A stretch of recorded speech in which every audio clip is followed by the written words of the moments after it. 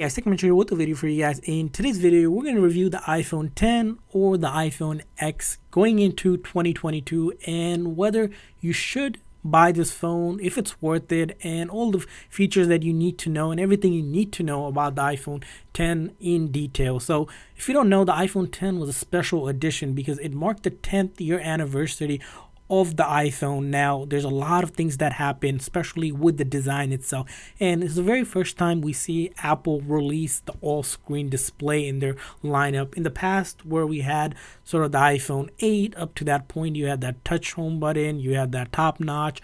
Now Apple redesigned and started to pave the way for what seemed to be the smart or the way smartphones were going, which was all screen display. And this is where the iPhone 8 comes in. Now, other revolutionary stuff about the iPhone 10 here, it's the build of it. So you get the surgical grade stainless steel body, these rounded edges, and then these 212 megapixel camera in the back here, and also which is glass that allows you to do wireless charging. And then the front display here that we have, it's a OLED display, and kind of with that is the price point that it was initially released at, which was $1,000, which was big for Apple user comparing the past generation where we paid $600-700. Now Apple increased the price, and that sort of drastically kicked off the tone for the phones that came after it. So major changes, and feature wise, the iPhone 10 here now still the iconic device going into 2022,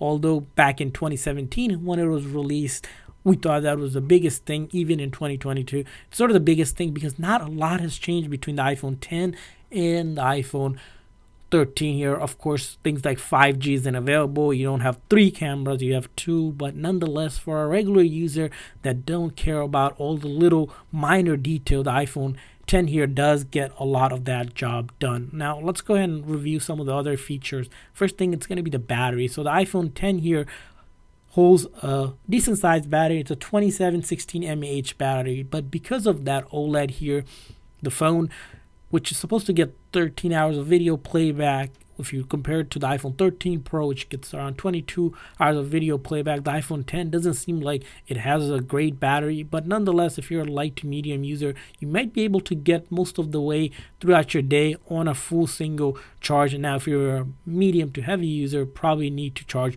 twice before you can actually use this phone throughout your day. So that's going to be the first thing. Now, the other thing we mentioned about that's brilliant 10 here, camera wise, you got a couple things going on. First thing, it's going to be portrait mode here. So you can take great photos, but because of those 212 megapixel camera, you have these portrait mode option to allow to really take your photography skill to the next level here. As you can see here, all these portrait mode that are available here. Even when it comes to video recording, you got the option to be able to do zoom up to 2 times here, and also record in 4K up to 60 frames per second. So recording wise, again, great camera overall. Of course, it's not a pro model camera, but nonetheless it gets most of the job done for you. So iPhone 10 here, you're going to see a lot going on for its device. And the other thing about this phone, it's going to be the hardware. Now, because of the hardware that it runs, which is the A11 Bionic chip, now on the iPhone 13, we're up to A15 Bionic chip. This phone with 3 gigs of internal RAM does still kick ass in terms of being able to deliver the power that it needs, and that's why it's able to update to the latest iOS 15 version and take advantage of most of the features. The reason why I say most is, for example, live text isn't available, but that's just one thing. So this phone supported on the latest version, and when iOS 16 comes out later this year, which is going to happen, of course, like Apple does with the release of a new phone, it's still going to be supported. And even going into 2023, it's most likely going to be supported on iOS 17 as well. So this phone, of course, the other feature of this phone, it's going to be probably, when we answer the big question, is the iPhone 10 worth it to buy in 2022? Or if you're still using it, is it worth keeping and using? We're going to say it's absolutely worth it in 2022 if you're pretty much a user that's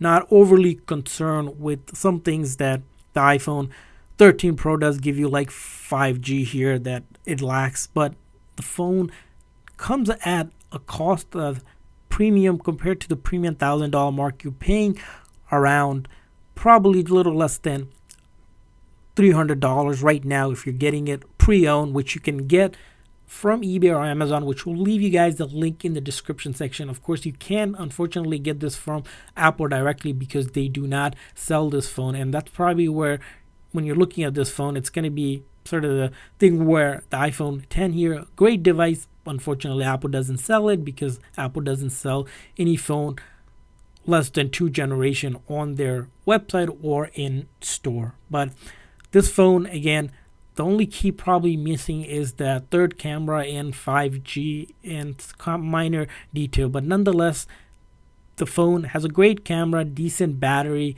on the latest version.